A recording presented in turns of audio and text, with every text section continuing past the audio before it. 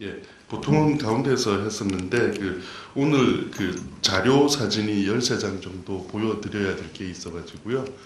이렇게 제끼면서 설명을 해야 돼서 오늘은 사이드로 앉았습니다.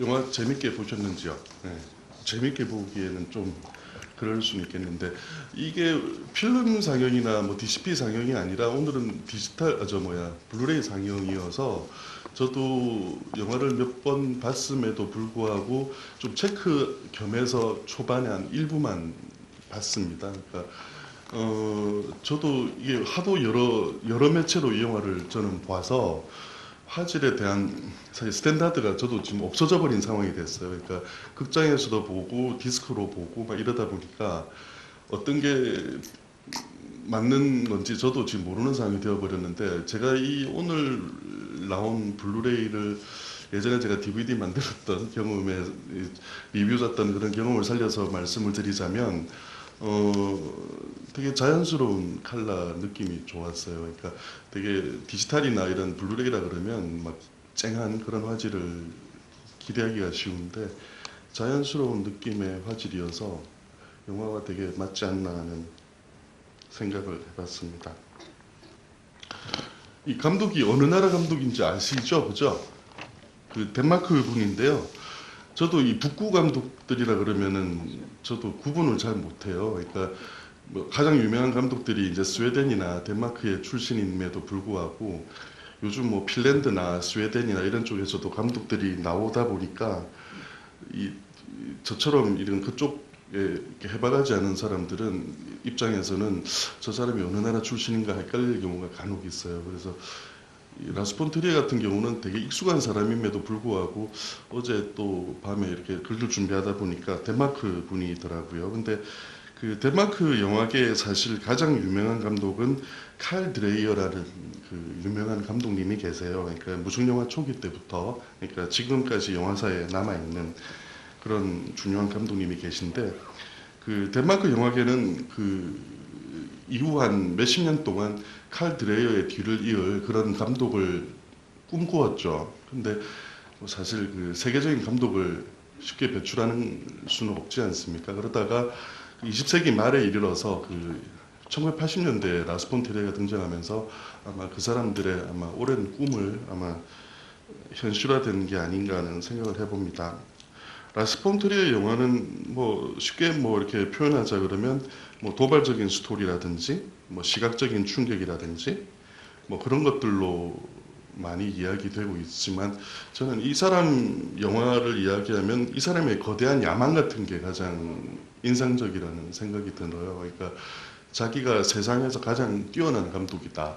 그러니까 자기가 무엇을 만들어도 세상 사람들이 이해를 해줘야 되고 자기가 무슨 영화를 만들기 위해서는 세상 사람들이 도와줘야 된다는 그런 사고방식을 가진 되게 특이한 감독이에요. 그래서 근데 그 사람 야망에 맞게 어쨌든 지금 시점에서 봐도 가장 유명한 대중들에게 가장 익숙한 예술영화 감독인 거는 틀림이 없는 사실입니다.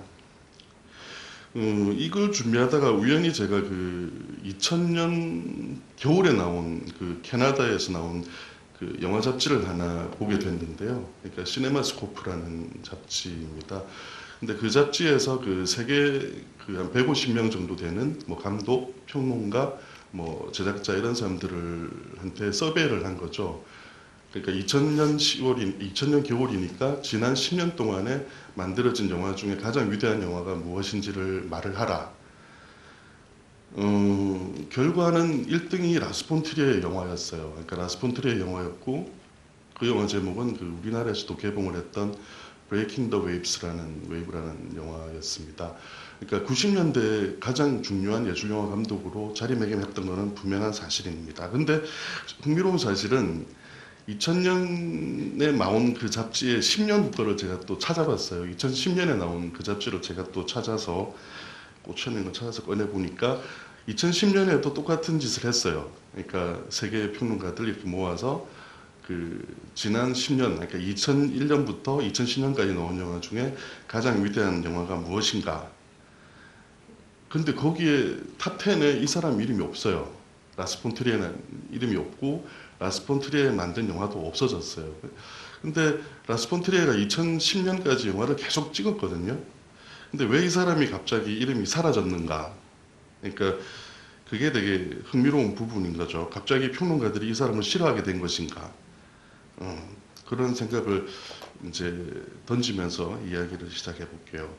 그 2000년에 발표한 라스 폰 트리에가 2000년에 발표한 영화가 그 댄서 인 더 다크라는 영화였고 그해 우리나라에도 개봉을 했고 이 영화가 칸에서 황금 종려장을 사면서 이 사람은 90년대 자기 경력의 어떤 그 화려한 거에 정점에 오르게 되는데 공교롭게도 2000년 이후 그러니까 댄서 인 더 다크를 발표한 다음 해부터 이 사람의 경력은 특이한 변화를 겪게 됩니다.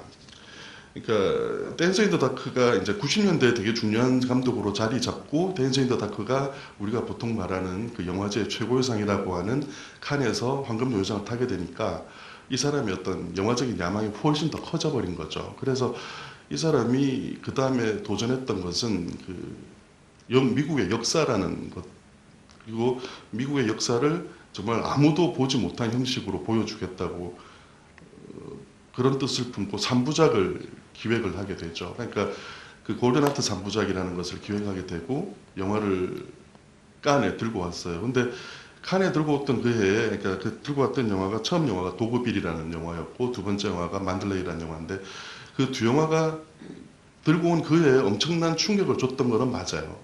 왜냐하면 그 영화들은 이런 세트나 이런 로케이션에서 벌어지는 것들이 아니라 그냥 평지 같은 어떤 세트 같은 평지에서 분필로 이렇게 금을 그어서 그게 공간인 양 벌어지는 영화였기 때문에 상당히 처음에 보면 이게 무슨 영화인가라고 질문을 하게 되죠. 저도 여기 앉아 계신 그 모은영 평론가하고 그때 칸에서 아마 그때 보고 3시간 동안 히어링이 잘 안 돼서 아주 죽을 뻔했던 기억이 지금도 새록새록합니다. 근데 어쨌든 그 두 영화가 어마어마한 야심에도 불구하고 지금 와서 보면 되게 미적지근한 반응을 얻는데 그쳤죠. 그 결과 이 사람은 아까 말씀드린 3편으로 자기가 기획했던 영화도 접게 되고 그 다음으로 찍은 영화가 그 이 사람의 영화 운동을 할 때 항상 언급되는 그 도그마라는 그런 영화 운동을 실패한 영화 운동을 한 적이 있는데 그 스스로 거기에 대한 농담을 던지는 듯한 영화인 오마이 보스라는 영화를 찍어서 거의 흥행이나 비평에서 완전히 철저하게 외면당하는 그런 지옥까지 내려가게 됩니다. 그래서 라스 폰 트리에의 어떤 2001년부터 2000년 10년 거의까지의 아주 거의 지옥 같은 시간을 보내게 되는데 이 사람이 복귀를 그나마 하고 좀 더 논란을 얻게 된 것은 방금 보신 영화의 전편이라고 하긴 좀 그렇고 전작인 안티크라이스트라는 작품을 통해서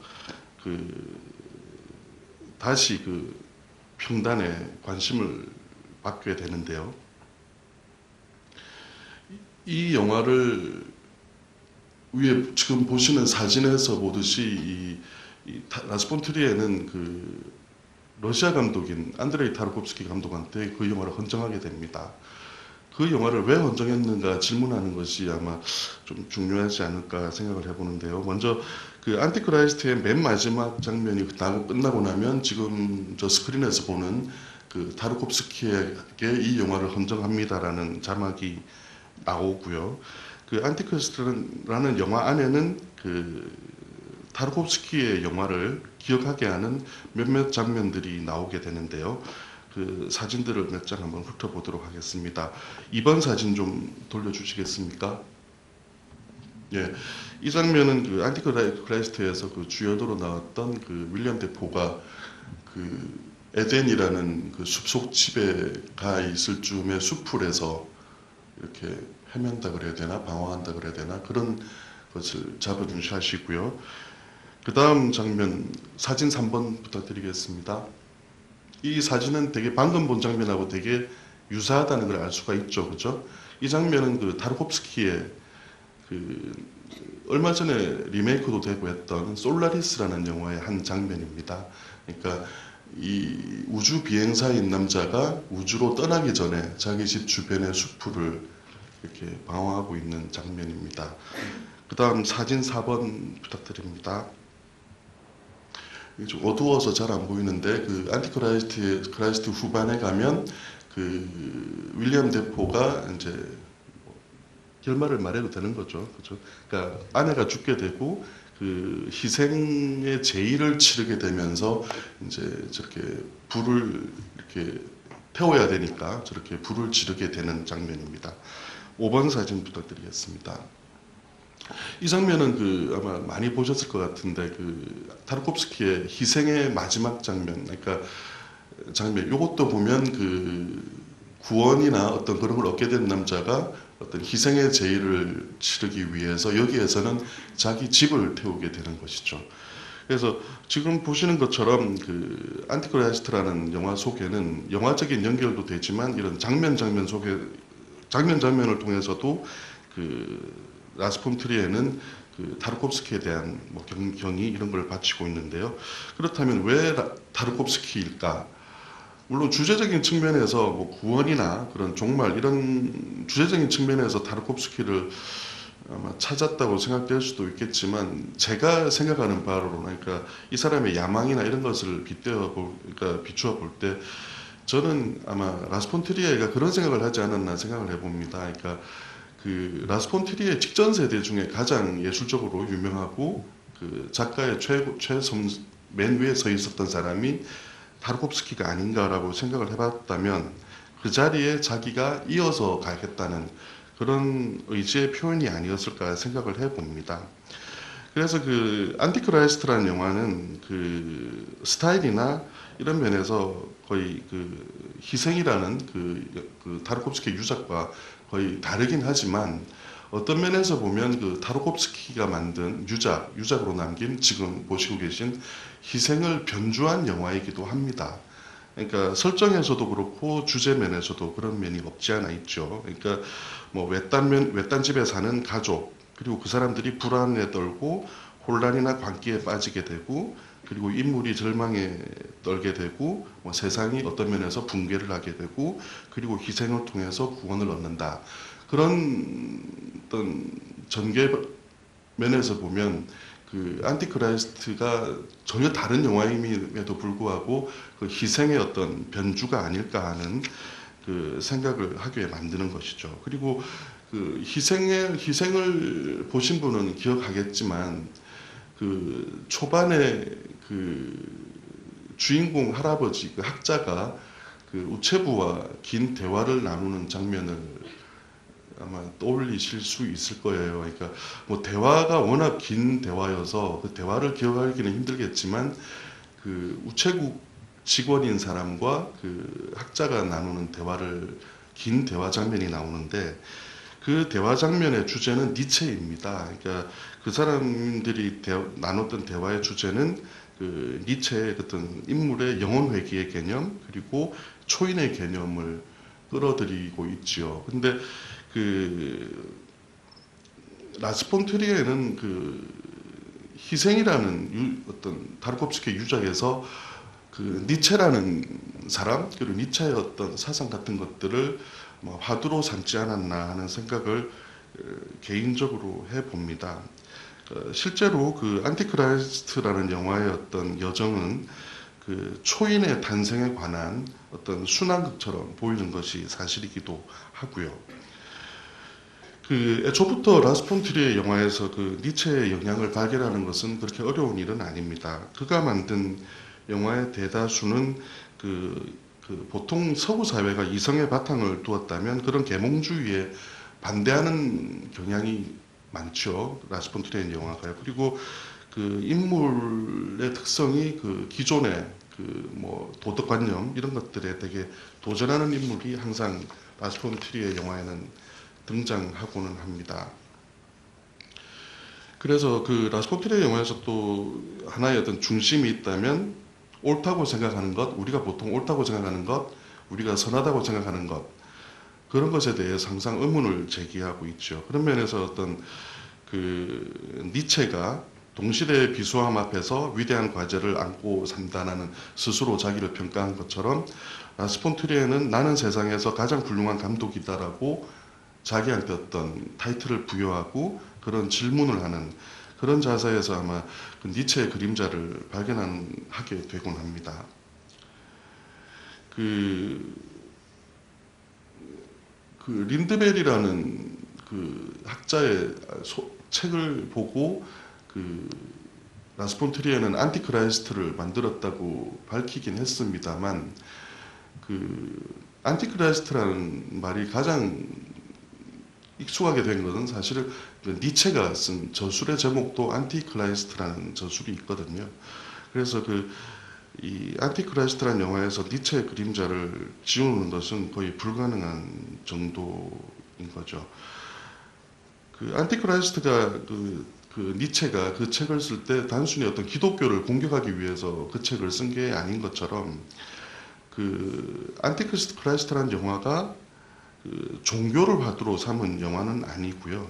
아까 말씀드린 것처럼 그 현대 세계를 지배하는 여러 가지 가치들 그런 것들을 전복하기 위한 그런 의도는 좀 어떻게 보면 과다하다는 생각이 좀 들기는 하긴입니다만은 스폰트리아는 어쨌든 간에 인간 본성의 어떤 한 부분을 탐구하기 위해서 안티크라이스트를 만들었던 것으로 보입니다. 그 안티크라이스트라는 영화가 그 라스폰트리에를 그 90년대의 어떤 그 중요한 작가의 위치 정도로 그러니까 위치로 되돌릴 정도의 작품은 아니었어요. 그러니까 그 당시에 워낙 논란을 일으킨 건 사실이지만 뭐 시각적인 충격이라든지 그런 정서적인 충격은 시간이 지나가면 되게 잊혀지기 마련인 것이고 그런 그 영화의 진정한 주제가 무엇인가라는 것을 이렇게 봤을 때 안티크라이스트가 조금 허세라든지 좀 과다하게 부풀려진 부분이 없지 않아 있었기 때문에 스폰트리의 입장에서는 그 다음으로 보다 중요한 영화를 만들어야 되는 그런 아마 그런 위기감 그런 것들이 있었을 텐데 그 다음으로 나온 그 멜랑콜리아라는 영화는 그 라스폰트리에가 아마 아까 말한 그 2010년에 걸쳐서 10년에 걸쳐서 조금 몰락한 라스폰트리에를 예전의 자리로 복귀하게 만든 작품으로 기억됩니다. 그 방금 아마 멜랑콜리아를 보셨으니까 아마 아실 텐데 그 멜랑콜리아의 도입부의 8분 10초간의 흐르는 영상은 근래 영화뿐만이 아니라 뭐 영화사를 통틀어서도 정말 뭐 이렇게 어마어마한 영상이 있었나 할 정도의 그 이미지들을 선보이고 있는데요. 그 흐르는 음악은 바그너의 트리스탄과 이졸데 1막 중에 그 서곡을 배경으로 삼아서 그 8분 10여 초 동안 우리가 상상하지 못하던 그런 이미지들을 하나하나씩 보여주고 있습니다. 그 프롤로그의 장면은 뭐 영화를 다 보셨으니까 아시겠지만 전체 영화의 축약에도 해당되는 거죠. 그 프롤로그의 마지막은 그 두 개, 그러니까 지구와 멜랑콜리아가 충돌하는 것까지 보여주는 게 프롤로그이니까요. 실제로 영화는 그 멜랑콜리아와 지구가 충돌하면서 끝이 나기도 하고요. 여기서 중요한 것은 그 프롤로그의 그 거대한 이미지이기도 하지만 프롤로그 바로 다음에 나오는 크레딧 자막입니다. 보통 그 영화 뭐 프롤로그 그러니까 영화가 도입 들어갈 때 그 영화만큼 감독의 이름을 그렇게 거대하게 쓰고 하는 그런 경우는 흔하지 않은데 프롤로그가 끝나고 나면 이 영화를 연출한 라스폰트리에와 이 영화의 제목을 영화 스크린 가득하게 반반씩 나눠서 정확하게 반을 나눠서 보여주고 있는 건데요.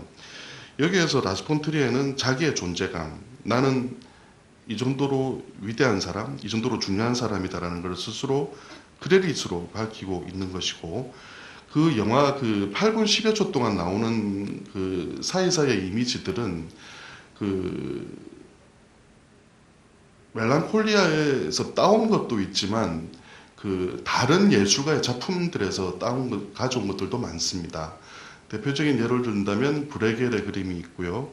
에머렛 밀러의 그림이 있고 에머렛 밀러의 그림에서 연장되는 셰익스피어의 문학이 있고요. 그리고 바그의 음악이 있습니다. 여기서 라스 폰 트리에는 그런 음악이나 문화, 그런 그림들을 단순히 인용하겠다고 말하는 게 아니죠. 왜냐하면 그 그림들이 이 영화 속에서 사용되거나 뭐 인용되는 게 아니니까요. 그는 그렇게 말하고 있는 것 같습니다. 그런 예술, 그런 예술가의 버금가는 예술을 지금부터 당신들에게 보여주겠다는 선언처럼 보인다는 것이죠. 멜랑콜리아의 일부 저스틴은 1시간여에 걸쳐서 그 저스틴이라는 여자의 결혼식 장면을 묘사하고 있습니다. 그 결혼식 장면의 특색은 이런 것이죠. 그 색깔이 살짝 탈색되어 있다는 것, 그리고 손으로 핸드헬드로 찍었다는 것, 그리고 어떤 가족의 기념일에 벌어지는 소동이라는 그런 면에서 그 라스폰트리에가 1990년대 중반에 그 이끌었던 도그마 운동의 첫 번째 작품이기도 한 그 토마스 빈터베르그의 셀러브레이션이라는 영화를 연상하게 합니다. 실제 그 일부만 보게 되면 셀러브레이션의 어떤 모방작 같은 느낌을 주기도 하죠. 그리고 아까 그 백준호 씨께서 말씀하셨지만 이 영화의 끝마치고 나면 생스투라는 것에서 그 여러 가지 사람들의 이름을 밝히고 있는데 그 중에 그 셀러브레이션의 토마스 빈터베르그한테 특별한 감사를 전한다는 인사말도 들어 있습니다. 어쩌면 그런 그 셀러브레이션의 어떤 그런 거를 가져온 것에 대한 어떤 감사의 표현이 아닐까 생각을 합니다만 이 멜랑콜리아라는 영화가 셀러브레이션이라는 영화처럼 어떤 가족 시스템을 조롱하는 그런 것을 비판하는 그런 영화는 아니죠.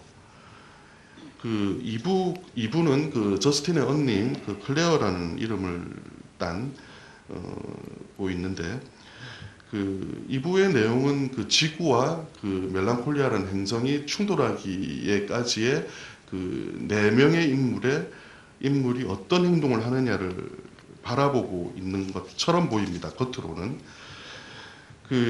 그러나 이 멜랑콜리아의 2부는 지금 스크린에 보고 있는 그 타르콥스키의 그 희생을 거의 이렇게 축소해서 보여주는 듯한 느낌을 주죠. 세상과 동떨어진 저택에서 소수의 사람들이 모여들어 있고 그 멸망이 임박한 상황이 벌어지고 있는 것.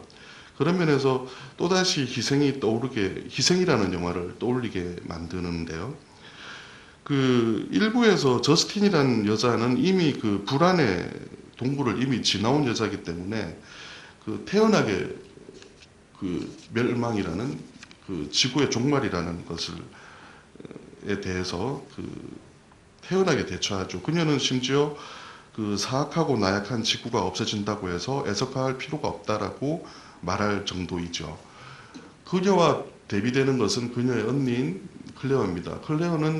클레어나 형부는 그 진짜로 이제서야 그 종말이라는 것을 알게 됐다는 뒤늦게 알게 되면서 뭐 마음의 동요가 일어나고 뭐 한 명은 자살을 하게 되고 어쩔 줄을 모르게 되는 것이죠.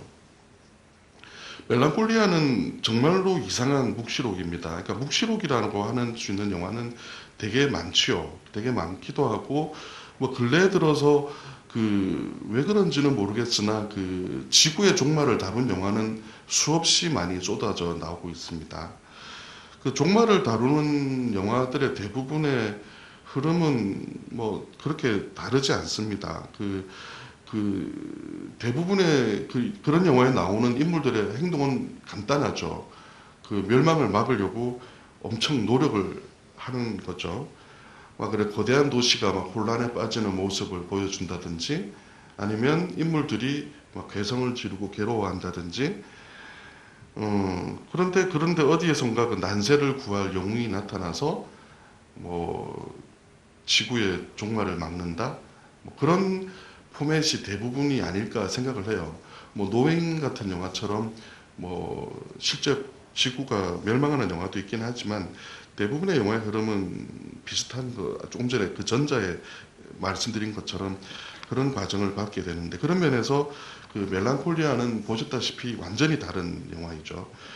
이 영화는 멸망 직전의 도시도 그려 보이지 않고 멸망 직전의 소도시도 보이지 않고 멸망 직전의 어떤 그 폭풍이 밀어닥치기 전에 어떤 폭풍의 눈처럼 그 고요한 순간, 그 고요한 순간과 그 멸망을 대하는 인물의 몇몇 인물의 어떤 자세에 집중하는 것으로 영화는 모든 것을 다 하고 있습니다.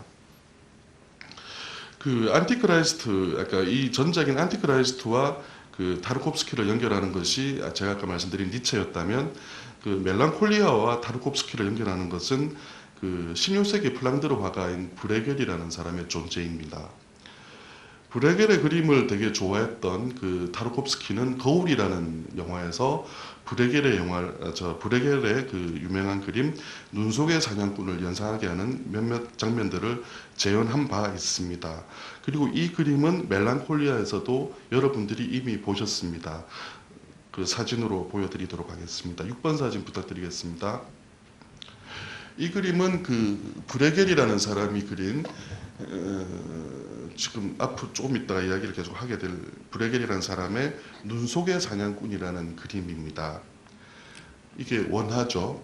뭐 되게 소박한 그림이고 아마 이 그림 보신 분 많을 거예요. 그렇죠? 되게 유명한 그림이죠. 그 다음에 이 그림을 흉내내서 만든 그 타르콥스키가 거울이라는 장면에서 재현했던 장면을 한 장면 보여드리도록 하겠습니다. 7번 사진 부탁드리겠습니다. 예, 뭐 똑같지는 않지만 그 타르콥스키가 그런 브레겔의 방금 그 그림에 영향을 받아서 자기 재현했던 장면이고요. 사진 8번 부탁드릴게요. 이 멜랑콜리아의 맨 처음에 그 도입부 프롤로그에서도 이 장면이 잠시 보여지고 불에 타는 장면이 있는데 기억을 하셔야 되는 겁니다. 그렇죠? 하시겠죠? 아까 보셨으니까. 자, 그런데 이 멜랑콜리아라는 영화의 정서나 주제는 이 눈 속의 사냥꾼이라는 그림과 그렇게 상관은 없습니다. 제가 아까 말씀드렸던 것처럼 프롤로그에 나오는 그림들은 내가 저만큼의 위대한 예술품을 만들겠다는 뜻으로 보여주는 것이었지, 그 프롤로그에 나오는 영화를 영화 속에 인용하지는 않습니다. 차라리 그 멜랑콜리아가 보여주는 태도는 브레겔의 다른 그림 중에 그 죽음의 승리라는 그림이 있는데요. 그 그림과 차라리 비슷합니다. 10번 사진 보여주시겠습니까? 이거 말고요. 다음. 네. 예. 그 중세시대에 그 흔하게 보여지는 그런 그 종말을 다룬 그림 중에 하나이고, 그 브레겔이 그렸던 몇 편의 그 종말을 다룬 그림 중에서 가장 유명한 작품입니다. 이 영화에서 그 최후의 승리를 거두는 사람은 죽음이라는 주제인데요. 이 그림의 주제는 이 그림 안에서 보면 뭐 맨 오른쪽 이쪽에 맨 왼쪽이라 그래야 되나? 왼쪽에 왕부터 그 일반 사람, 뭐 광대, 그러니까 이 그림에서 죽음으로부터 벗어날 수 있는 사람은 아무도 없습니다. 그러니까 궁극의 승리는 죽음의 몫이고 어차피 죽음이나 멸망은 예정되어 있다고 이 그림은 말하고 있는 것이죠. 자, 그렇다면 이 그림과 그 멜랑콜리아라는 영화를 보게 되면 표면적으로 보면 그런 느낌이 들죠. 인간이 어떤 멸망이나 종말에 임해서 할 수 있는 것이 아무것도 없는 것인가? 그러니까 죽음이 결국 우리한테 이긴다면 우리는 그냥 멸망과 종말을 받아들일 수밖에 없는 것인가? 그렇게 들릴 수도 있어요. 멜랑콜리아라는 영화와 이 그림이요. 자, 여기서 우리는 다시 2부의 이야기가 아니라 1부의 이야기를 다시 기억을 하는 것이 되게 중요한데요. 현대인에게 가장 중요한 그 존재의 근거는 그 물질적 풍요죠. 뭐 대부분 사람들이 물질적으로 그냥 모자람 없이 살기를 되게 갈구하고 있고, 그러기 위해서 돈을 탐하게 되는 거죠.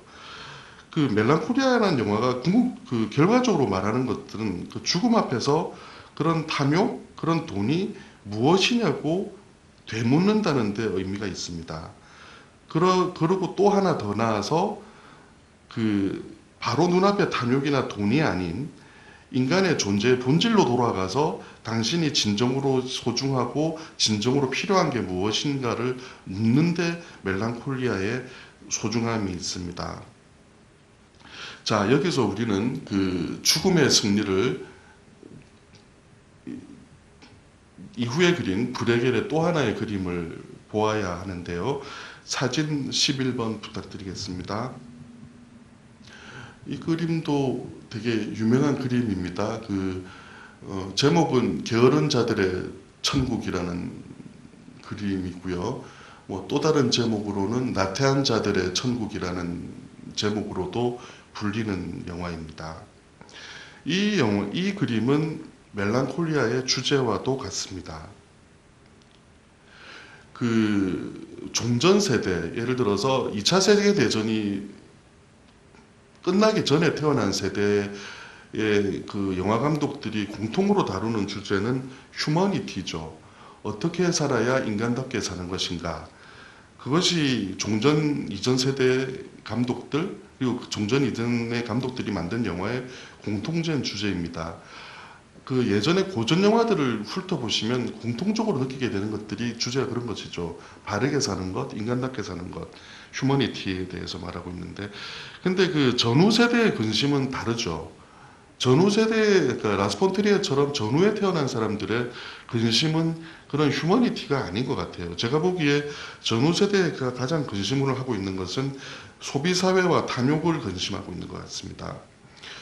그들이 비판하는 가장 중요한 것은 현대인들이 유토피아를 원하는데 그 유토피아가 노동을 안 하는 유토피아라는 것이죠. 그러니까 현대인들은 되게 잘 먹고 잘 살기를 원하면서 한편으로는 일을 하려고는 하진 않아요. 자기들이 그 유토피아를 만들 생각을 안 한다는 것.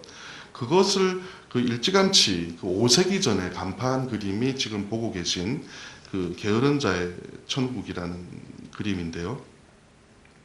그 브레겔이라는 사람이 그 1500년대 후반에 살 때 그 네덜란드라는 나라는 그렇게 뭐 행복, 지금은 네덜란드라는 나라가 아마 선진국일 텐데 그 당시 네덜란드는 힘든 상황이었다고 합니다. 그 스페인이 그 당시에 세계적으로 막강한 나라였고 스페인 종교 분쟁으로 인해서 스페인이 다른 왕족들을 그 네덜란드에 보내서 네덜란드 사람들을 막 억압을 하던 그런 상황이었습니다. 그 상황에서 브레겔이라는 화가가 젊은이들을 보면서 교훈을 남기기 위해서 그린 그림이 이 그림이에요. 이 그림을 이 사람이 왜 그러냐면 자기의 조국인 그 네덜란드가 해방이 되려면 네덜란드의 청년들이 몸에 배어 있는 그런 게으름을 떨쳐내어야 한다고 생각을 했고 그 주제를 이 그림에 반영을 하고 있는 것이죠. 게으른 자의 천국의 주제는 결국 미래에 대한 걱정입니다. 여기에 나오는 세 가지, 그러니까 가운데 있는 세 인물은 지금과 달리 그 당시에 가장 보편적인 사회계층을 반영하는 인물들인데요. 오른쪽에 조금 화려한 옷을 입고 있는 사람은 학자나 관료로 생각이 되고요. 이쪽에 하얀 옷을 입은 소박한 사람은 농부입니다. 그리고 그 위에 있는 사람은 군인이고요. 근데 브레겔이 그린 거는 이 세 사람들은 그냥 위에서 식탁에서 떨어지는 그 음식을 너무너무 많이 먹어서 배가 너무너무 불러서 이제는 음식을 먹을 힘조차 없는 거예요. 그냥 대자로 누워서 그냥 무력하게 누워 있는 거죠. 이 그림을 보면 그런 거죠. 저 위에 병사는 스페인에 맞서서 싸워야 되는 병사가 저래 밥을 먹고 들어 누워 있고, 농사를 지어야 될 농부가 이렇게 한가하게 밥 먹고 누워 있고, 학자가 학문을 단련하지 않는 이런 나라가 과연 좋은 나라이겠냐, 이런 나라가 과연 천국일 수 있겠냐라고 브레겔은 질문을 하고 있습니다. 그러니까 사실 이 그림이 다루고 있는 거는 게으른 자의 천국이지만, 사실 이 천국 다음에 나오는 장면은 이 그림의 결국은 지옥의 입구에 관한 그림일 수도 있다는 것이죠. 이런 사람들이 그 다음에 천국으로 갈 리는 만무하니까요. 자, 이런 멜랑콜리아는 그것이 우리의 현실과 그리 다르지 않다고 직접적으로 말하고 있습니다. 12번 그림 부탁드리겠습니다. 지금 이 그림 보셨던 기억이 나나요? 영화 속에서 아마 잠시 지나가서 못 보셨을 수도 있는데 이 그림은 그 극 중에 저스틴이 광고회사에서 자기가 광고를 찍고 있는 그 광고 사진이에요. 아마 잠시 지나가서 못 보셨을 수도 있습니다만 이 그림에서 방금 보신 그림이 연상되는 것은 너무나 쉽지요. 13번 그림 부탁드리겠습니다. 이 그림은 그 희생에 나오는 장면입니다. 그 게으른 자의 천국의 그 구도는 가운데 있는 원탁을 중심으로 할 일 없는 사람들이 모여 있는 자세가 게으른 자의 천국의 포맷인데요. 희생에서도 그 타르콥스키가 비슷한 장면을 연출하고 있죠. 다시 11번 사진으로 돌아가 주십시오. 11번 사진. 예. 11, 그러니까 이 다음. 아니, 다음, 전으로 가시는데. 그 다음, 이 다음 사진. 예. 이제, 게으른 자의 천국을 가지고 이야기를 조금 이어보도록 하고, 이제 끝을 맺도록 하겠습니다. 그 멜랑콜리아의 중심에는 그 저스틴과 뭐 클레어, 그녀의 가족이 있는 것 같지만, 그 일부에서 가장 안 다루듯이 다루고 있는 것은 그 거대한 저택에 몰려 있는 그 상류층을 집합적으로 보여준다는 것이죠. 그 사람들은 그 18개 뭐 코스가 있는 그런 거대한 저택이라든지 아니면 물질적인 풍요 그런 것들에 대해서 생각을 안 합니다. 그냥 당연히 누려야 되는 것이라고 생각을 하고 그런 것에 대해서 갈망하기만 하죠. 그 어떤 면에서 그 왜 저스틴이 이 결혼식 내내 불안을 하고 불안에 떨고 있느냐 이게 이 영화의 어떤 주제일 수도 있는데 아까 뭐 지인분은 그럴 수도 있어요. 가족이 좀 창피하니까 어머니가 그렇고 아버지가 그래서 그럴 수도 있지만 이 영화에서 라스 폰 트리에가 말하려고 했던 거는 그런 것 같아요. 그러니까 이 저스틴이라는 여자가 광고 산업 그 자본주의의 꽃이라는 광고 산업에 일하고 있는 여자가 자기 결혼식에 몰려든 사람들에게서 느끼는 어떤 불안의 원인은 아까 이 그림의 주제와 상통한다는 거죠. 그러니까 브레겔이 그린 또 다른 그림 중에 그 7가지 대죄라는 그 성경의 개념인데요.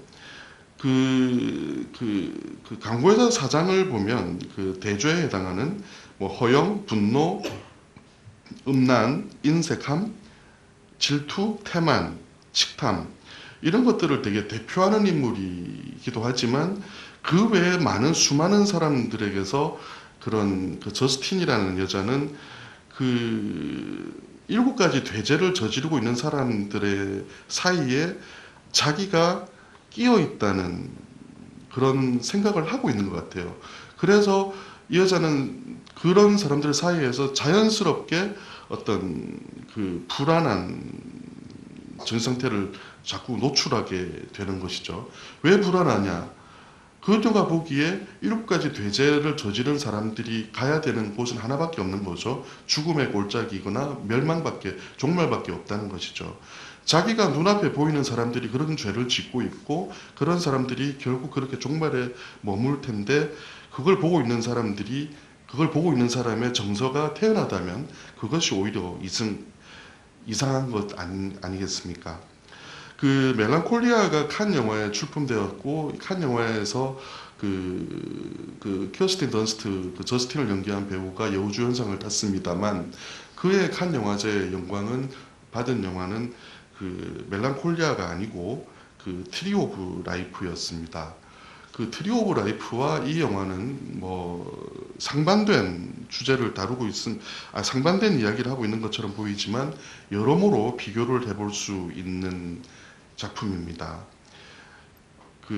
실제로 그 드라마 속에서 우주적인 이미지를 가져온다든지 그런 면에서도 아주 유사하거니와 그 동시대의 어떤 영화들도 넘보지 못하는 압도적인 그런 이미지를 선보였다는 점에서 일단 그 점 하나로만도 그 트리 오브 라이프와 멜랑콜리아가 하나의 목소리로 하나로 이렇게 묶이긴 하는데 그 두 영화를 비교하게 하는 것은 주제입니다.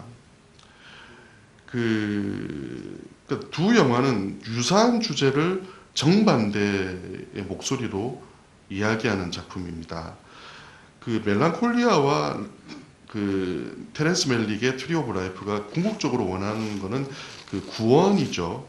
근데 그 트리 오브 라이프라는 영화는 그 삶과 죽음의 고통을 이제 자유와 구원을 얻기 위해서 결국 의탁하는 것은 종교와 믿음입니다.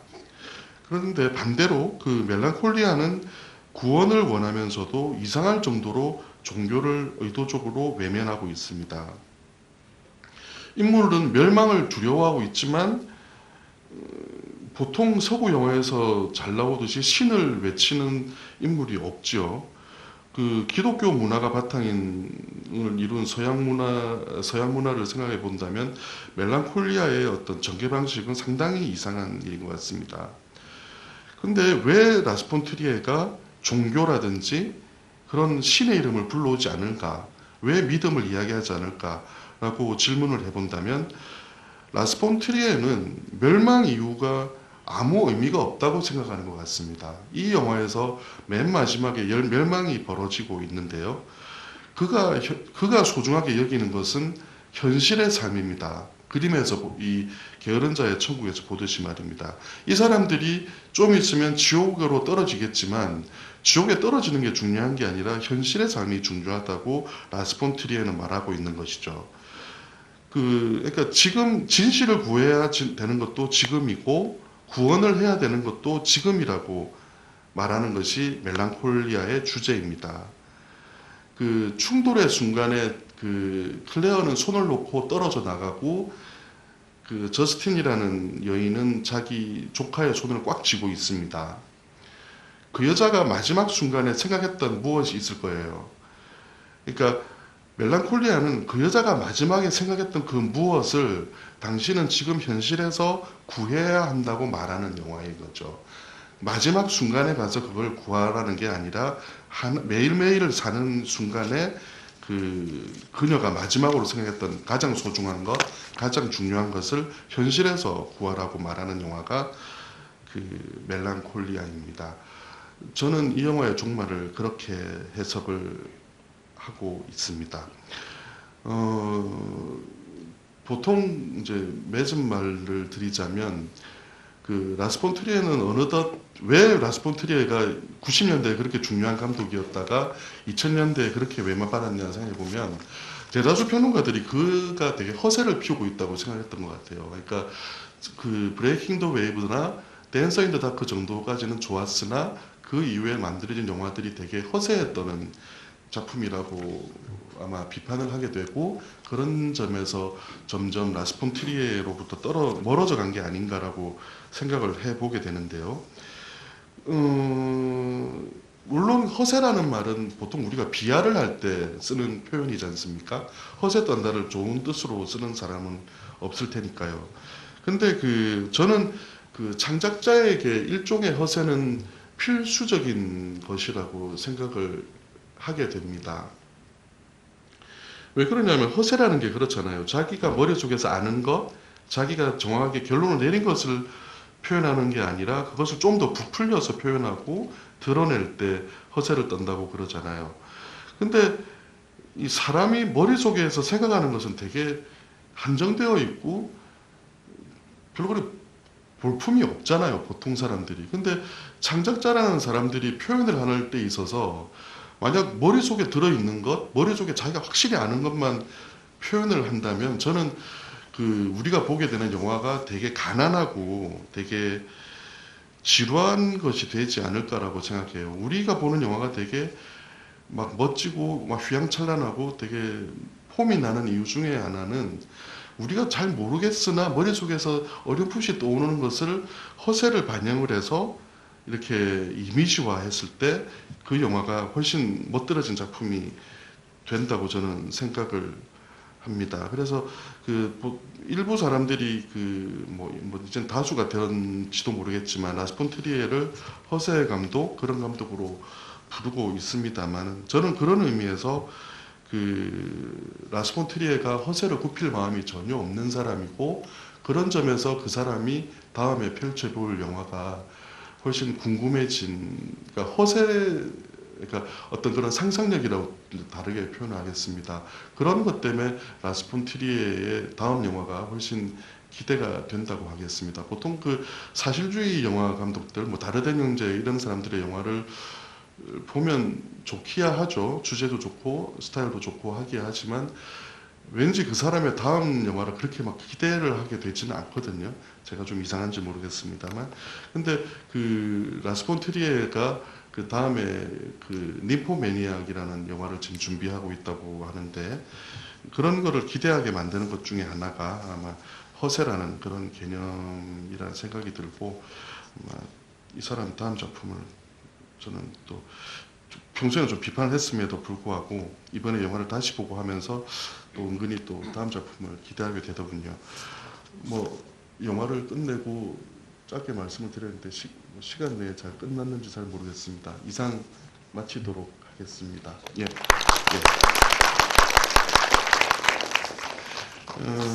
그리고 포스터 질문? 뭐 감독이 없는 자리에 질문하면 되게 민망할 것 같은데 꼭 질문해야 되겠다는 사람 한 분만 받아보겠습니다. 예, 예, 예. 아니, 마이크 간다고 그러네요. 예. 어려운 질문은 안 해줬으면 좋겠습니다. 그림에 대해서 궁금해서 이건 다 말씀해 주셨는데 예, 거기 조금 추가적으로 예. 저스틴이 어떤 그림에서 그 그림들을 바꾸잖아요. 그때 그 그림들이 하나의 어떤 양식이었던 거거든요. 어떤 한진 기술이잖아요. 그런 그다음에 거기에도 어떤 그 그림들이 마음에 안 들었던 그런 이유가 있을까? 그게 좀 궁금했고요. 그 이후의 그림에 대해서 설명 들었는데 지금. 그리고 두 번째는 제가 그거 봤을 때 근데 첫 번째 질문이 그 그림이 마음에 안 들어. 아니, 그러니까요. 뒤에 그림에 담겨져 있는 의미는 설명해 주셔서 알았는데 아, 예. 저스틴이 예. 거기 이렇게 전시되어 있던 그 그림들도 하나 일정한 양식들 그림들만 이렇게 아, 예, 예, 맞습니다. 예. 거기에 어떤 의미가 그게 왜 마음에 안 들었어요? 그걸 바꾸고 싶었어요. 근데 그거는 마음에 들었다가 안 들었다가 아니라 그것만 먼저 답변을 하자면 그 여자의 정신 상태를 그냥 그 행동으로 저는 표현해 준 거라고 생각해요. 그러니까 그 화실 같은 데서 화집을 막 뒤집고 하는 거 말씀하시는 거죠. 그거는 그 그림에 대한 어떤 자기의 뭐 어떤 취향을 반영하는 행동이라기보다는 그 여자 되게 좀 정상적인 상황이 아니잖아요. 그래서 뭔가를 막 제끼게 되고 뭔가 뒤집게 되고 그런 행동으로 표현하는 것이라고 저는 생각을 합니다. 그리고 거기에 나오는 그림이 사실은 블로그의 그 이미지들과 연결되는 그림들이에요, 사실은. 근데 제가 아무리 조사를 해도 그 그림이 뭔지 모르겠더라고요. 그러니까 이 영화 쪽의 사람들이 그 그림에 대해서 명확하게 분석해 놓은 걸 저도 못 찾았어요. 그래서 그 처음에 프롤로그에서 말이 넘어지는 이미지와 나중에 뒤집는 그림에서 말에 넘어진 그림이 사실은 연결이 되는 거거든요. 근데 그 그림이 뭔지 저는 못 찾았어요. 예, 그리고 아무리 찾아봐도 그게 나온 데가 없더라고요. 예. 두 번째는 예. 제가 몇 번 봤는데 예. 2부는 안 했는데 이게 종말이 예. 내부적으로 이렇게 지구가 멸망하는 것이 아니고 예. 일부는 저스틴이라는 그러니까 사람이라는 껍데기를 딱 중심에 놓고 봤을 때 예. 일부는 저스틴이라는 캐릭터 자체가 바깥쪽 주변 신경 쓴 것을 자기 내면 안쪽을 보는 캐릭터라고 생각했거든요. 예. 그러니까 예. 일부가 그냥 자기 내면이 먼저 한번 붕괴하는 종말이 일부였고 예. 2부의 클레어는 상당히 주변에 신경을 많이 써요. 외부적인. 예. 예. 그래서 2부가 그러니까 밖을 바라보는 아, 두 가지라고 예. 생각했는데 그게 딱 만나는 장면이 나중에 아파가지고 누워있다가 갑자기 방에 나와가지고 옷을 다 벗고 사랑이랑 멜랑콜리를 딱 좋아하는 그 장면에서 그 뒤로 굉장히 바뀌잖아요. 그 저스틴의 행동이 밥도 먹고 갑자기 담담해지고 그래가지고 그게 포인트라는 걸 알겠는데 그 장면 자체가 감독이 무슨 얘기를 하고 있는지는 잘 모르겠다는 느낌을 보게 해서 어떻게 생각하시는지. 저도 그 장면에 대해서 특별히 저도 그 영화 그 장면이 주는 어떤 이미지의 느낌 정도만 저도 생각했지 그 여자가 사실 그 클레어 드 눈이 사실은 그 드뷔시의 그 달과 조우하는 그 그림의 저 음악의 제목이잖아요, 사실은. 근데 저는 클레어 드 눈이 아닌 저스틴이 달과 조우하는 게 조금 저는 이상하다는 생각 정도만 했던 것 같고 그 영화의 이미지 정도? 그러니까 그 사람이 달과 어떤 거를 소통하는지는 사실 저는 전혀 알 수가 없더라고요. 그래서 그 감독이 그 장면을 통해서 어떤 말을 하고 했는지는 저는 잘 모르겠습니다. 근데 그 1부와 2부의 그 말씀하신 해석은 상당히 신기하네요. 되게 신기하고 되게 그럴듯한 것 같습니다. 그러니까 그 자기 중심인 여자와 두 번째 주변을 되게 보는 여자, 근데 둘 다 어쨌든 절망에 빠지게 되는데 1부와 2부를 그런 식으로 읽으시는 거는 상당히 흥미롭다는 생각은 듭니다. 예. 예? 맨 마지막에 그 마법의 동물에 대해서 예. 어떻게 생각하십니까? 그냥 그런 거죠. 뭐 꼬마의 위안 같은 거죠. 그러니까 그 아이가 그렇죠. 제가 조카가 있는데 걔한테 그냥 벌판에서 너 불러줘서 죽고 싶지는 않을 것 같아요. 그러니까 내가 얘한테 어떤 마법은 그러니까 뭐 마법 같지, 그러니까 뭐 자기는 뭐 절대 마법이 아니겠지만 꼬마한테 마법과 유사한 그런 것들을 저도 할 것 같아요. 그건 되게 자연스러운 반응이라고 생각을 합니다. 예. 예. 이만 마치고 이 10분 포스터는 어떻게 하면 되죠? 예. 이게 상당히 값이 나가는 네, 작품이라고 포스터가 해요. 이게 예. 저희가 블루레이를 내면서 기존의 영화 포스터 이미지를 쓰기 물론 훌륭하지만 좀 새롭게 하기 위해서 그 포스터를 리디자인해가지고 새롭게 만들었어요. 그래가지고 그거를 포스터화 시켜가지고 람베이 표시라는 고급지에 인사를 해가지고 오늘 제가 준비를 했습니다. 10분 정도 지금 많이 가셨는데 확률이 그래도 좀 올라간 것 같아요. 그래서 그 포스터